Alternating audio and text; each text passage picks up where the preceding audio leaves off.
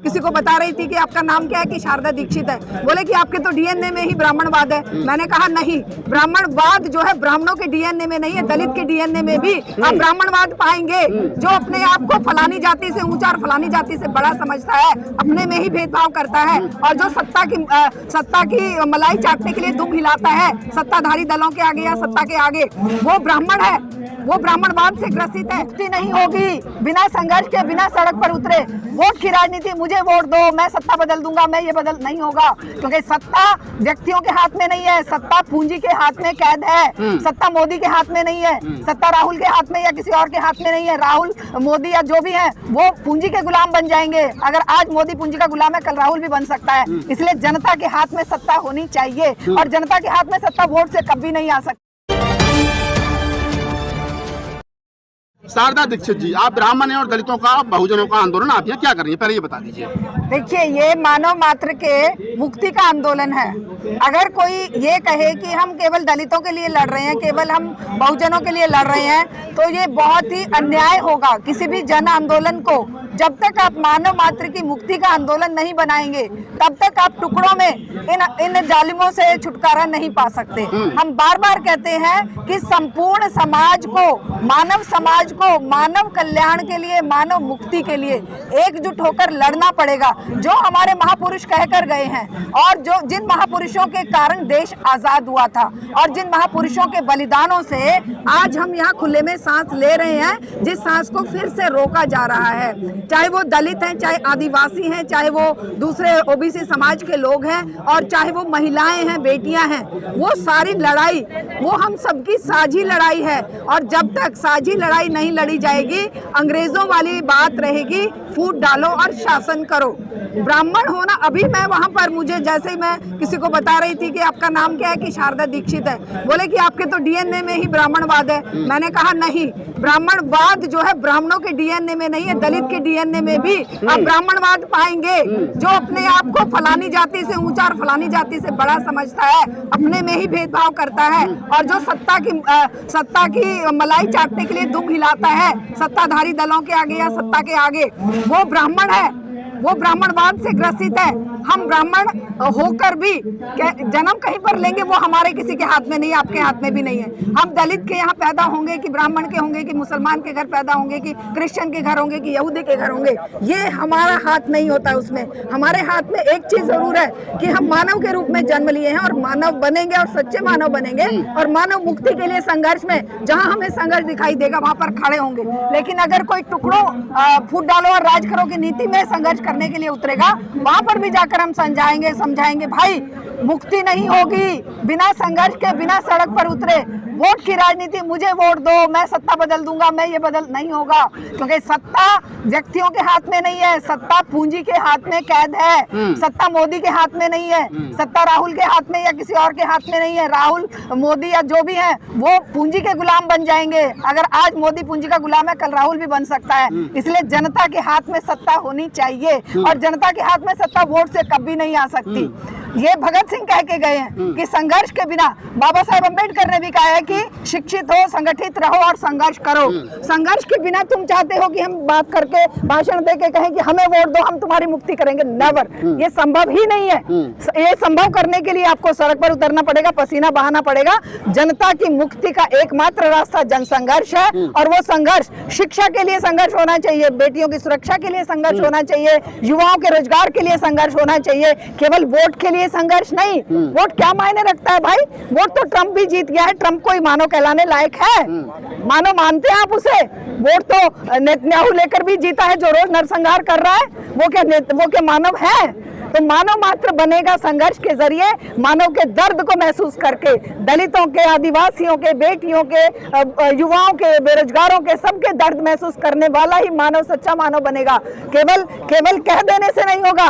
कि हम कल्याण कैसे करोगे भाई कल्याण? कितने दलित नेता आए हैं, कितने दलित मुख्यमंत्री हुए, दलित आज तो हमारी ये राष्ट्रपति भी वो है आदिवासी है, आदिवासी और महिला भी है और आदिवासियों के घरों में बुलडोजर जब चलते हैं वो क्यों नहीं रिजाइन कर देते? अच्छा मैडम, एक सवाल यहाँ, जैसे अभी तक आपकी जो बातचीत हमारे साथ हो रही है उसमें ये लगा कि आपने कहा कि जो सड़क का संघर्ष है हाँ। वो जरूर, लोहिया ने कभी कहा था कि जब सड़कें वीरान हो जाती है तो संसद आवारा हो जाती है। तो आज अगर संसद पर जंतर मंतर पर आप लोग प्रोटेस्ट करें तो आपको लगता है कि संसद आवारा हो गई है?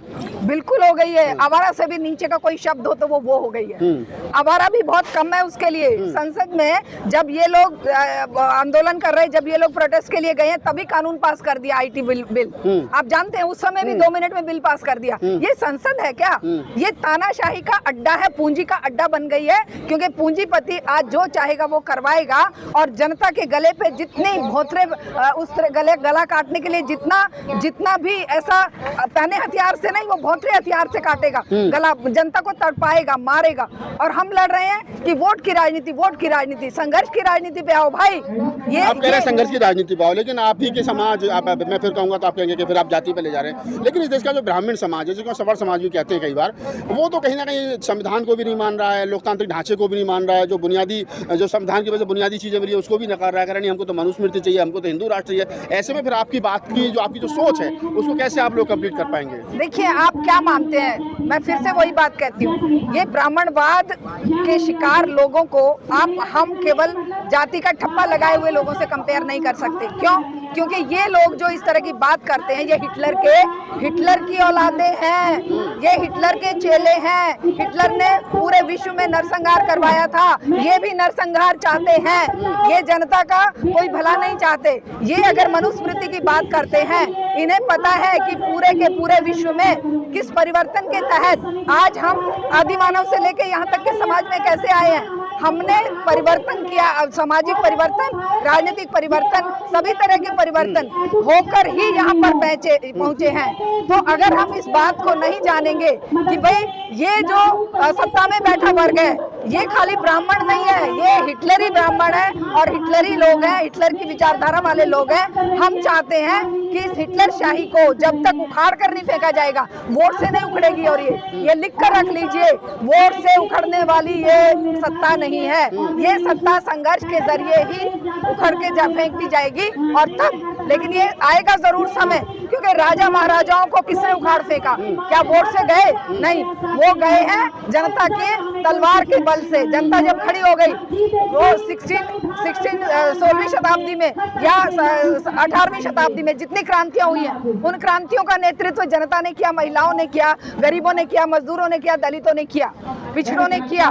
तो उन क्रांतियों को क्या हम भूल जाएंगे? सावित्रीबाई फुले, ज्योतिबा फुले को, जो संघर्ष के लिए जमीन पर गोबर कीचड़ की वो बौछारें उनके ऊपर होती थी, और उनके जो साथी थे वो क्या ब्राह्मण नहीं थे? बाबा साहेब अम्बेडकर को सहायक करने वाले क्या ब्राह्मण नहीं थे? क्या उनको आप इनके साथ कंपेयर करेंगे कि वो मनुवादी थे? नहीं थे। वो डेमोक्रेटिक वे में, लोकतांत्रिक वे में, वैज्ञानिक सोच के साथ जनता के बीच में, जनता के भले के लिए, मानव मात्र के कल्याण के लिए, संघर्ष के लिए उतरते थे। हम भी उन्हीं के पद चिन्हों पर आज चल रहे हैं। बाबा साहब डॉक्टर अम्बेडकर के बहुत सारे साथी थे जो ब्राह्मण थे, जिसमें वदंतानंद गोसाल्यान थे, राहुल सांकृत्यान थे, वर्तमान में बहुत सारे राइटर हैं, सुरेंद्र कुमार शर्मा ज्ञात हैं, जिनकी बालू की भीड़ पर किताब लिखी है। आपको लगता है कि इस देश का जो मनुवादी सिस्टम है उसको जो ब्राह्मण जातियां, जो सवर्ण समाज की जातियां, वो बेहतर तरीके से तोड़ सकती हैं? बिल्कुल, इसीलिए हम सड़क पर हैं, हम ही तोड़ेंगे हम। लेकिन ये जो हमारे संघर्ष में उतरने से भाइयों को रोकने वाली चीजें हैं कि आइए चुनाव में, वो तो बार बार कहेंगे आइए चुनाव में, चुनाव तुम जीत नहीं सकते, जनता तुम्हें पसंद नहीं करती। अरे जनता तो हम है ना भैया, जनता दुख दर्द में जी रही है, जनता की पसंद नापसंद का तुम सवाल ही कहाँ उठता है? तुम तो जनता के वोट को भी चुरा रहे हो, तुम तो जनता के हक को चुरा रहे हो, जनता के रोजगार को चुरा रहे हो, जनता की शिक्षा को चुरा रहे हो, जनता के खाने को चुरा रहे हो। तुम कह रहे हो कि जनता आए, वो वोट की राजनीति में आए, तो वोट की राजनीति को ठोकर मारनी पड़ेगी और हमें संघर्ष की राजनीति में उतरना पड़ेगा। और हाँ, हमारे जैसे बुद्धिजीवी वर्ग के लोग, जिन लोगों के पास खाने को नहीं है, बेचारे झुग्गी झोंपड़ी में पड़े हैं, वो कहाँ से ये चिंतन लाएंगे? ये चिंतन हम ही लोग ला सकते हैं, सर्वहारा का चिंतन, मानव कल्याण का चिंतन। ये चिंतन जिसकी चाबी भगत सिंह और हमारे ज्योतिबा फुले और हमारे जो महापुरुष देके गए हैं, बाबा साहब अम्बेडकर देके गए हैं, ये चाबी बुद्धिजीवी वर्ग के पास है। वो बुद्धिजीवी चाहे हिंदू है, मुसलमान है, चाहे ब्राह्मण है, चाहे दलित है, वो सब सामने आएगा कि भाई तुम हमें वोट दो, हम तुम्हारी समस्या नहीं होगी। समस्या का समाधान नहीं होगा वोट से, समस्या का समाधान होगा आज जिस तरह से जनता खड़ी है ना, ये जनता सीधी की सीधी संघर्ष के रास्ते पर संघर्ष का रास्ता बार बार कह रहे हैं कि संघर्ष का रास्ता ही जो है वो कहीं ना कहीं परिवर्तन का रास्ता बनेगा। तो राहुल गांधी लगे हैं रोड पर, पूरा इंडिया गठबंधन लगा है रोड पर, और वो कह रहा है कि संघर्ष के रास्ते से हम संसद तक पहुंचेंगे, लोगों में कहीं ना कहीं वो एक नई चेतना जो है वो भरने की कोशिश करें। तो आपको लगता है कि राहुल गांधी का रास्ता ठीक है? देखिए, राहुल गांधी तब तक संघर्ष में जब तक उनको हाथ में सत्ता नहीं आती। 75 साल नहीं तो 70 साल से तो राहुल गांधी की पार्टी रही। राहुल गांधी कह रहे हैं कि हम नई कांग्रेस बनाएंगे, जिसमें गांधी का विचार होगा, अम्बेडकर का विचार होगा, फूले का विचार होगा। पहले गलतियां हुई, अब नहीं होंगी। देखिए, ये सत्ता ना, आप इसको समझिए, सत्ता की जकड़ किसकी मुट्ठी में कैद है, किसकी मुट्ठी में उच्चतम न्यायालय, सर्वोच्च न्यायालय है, किसकी मुट्ठी में चुनाव आयोग है। ये इतनी जल्दी खत्म होने वाला नहीं है। सारे संसाधनों पर कब्जा किसका है? संसाधनों पर कब्जा पूंजीपतियों का है। पूंजीपति इन्हें चंदा देते हैं। चुनावी राजनीति बिना चंदे के जीती नहीं जा सकती। जीत के दिखा देना। अभी जैसे ही चंदा इसका कांग्रेस का बंद हुआ, वैसे ही कांग्रेस हारनी शुरू हो गई। जैसे ही चंदा बीजेपी को मिलने लगा, थोक के भाव, बीजेपी जीतने लगी। जिस पार्टी को चंदा मिल जाता है वो वोट खरीद लेता है। हम और आप जैसे लोग तो चुनाव में वोट नहीं खरीदेंगे ना। हम और आप तो जनता को उनके हक अधिकार की याद दिलाकर उनको ताकतवर बनाएंगे कि भाई वोट पर विश्वास मत करो, अपनी ताकत पर विश्वास करो। ये मुट्ठी बांधकर, एकजुट होकर, जाति के, धर्म के, महिला पुरुष के, अमीर गरीब के भेद छोड़ दीजिए और खड़े हो जाइए इस हक के लिए। बोलिए कि जो हक हमने लड़कर लिया उसे छीनने का अधिकार किसी को भी नहीं है। जो हक हमने लड़ करके लिया, लोकतंत्र में लिया, संवैधानिक मायने से लिया, उसको छीनने का अधिकार किसी को भी नहीं है। शारदा दीक्षित है, बाबा साहब डॉक्टर अम्बेडकर की पत्नी का नाम भी शारदा था। वो भी ब्राह्मण थी और आप भी ब्राह्मण हैं। तो ऐसे भी ब्राह्मण हैं, सारे ब्राह्मण वैसे नहीं है जैसे तुम लोग सोचते हो। और एक रिक्वेस्ट मेरी आप सभी मीडिया वालों से है, जिस तरह से किसी दलित को उसकी जाति के संबोधन से पुकारना अपराध है, वैसे ही मुझे भी ये अपराध लगता है जब कोई मुझे ब्राह्मण कहकर पुकारता है। बिल्कुल, मैं एक बच्चा इंसान हूं, वो भी एक अपराध है। भारतीय कहकर के पुकारिए, इंडियन कहकर के पुकारिए, और कम से कम ब्राह्मण मत कहिए। मतलब देखिए कि कितनी जागृति है उनके अंदर। कह रहे हैं कि मैं ब्राह्मण हूँ लेकिन मुझे ब्राह्मण मत कहिए।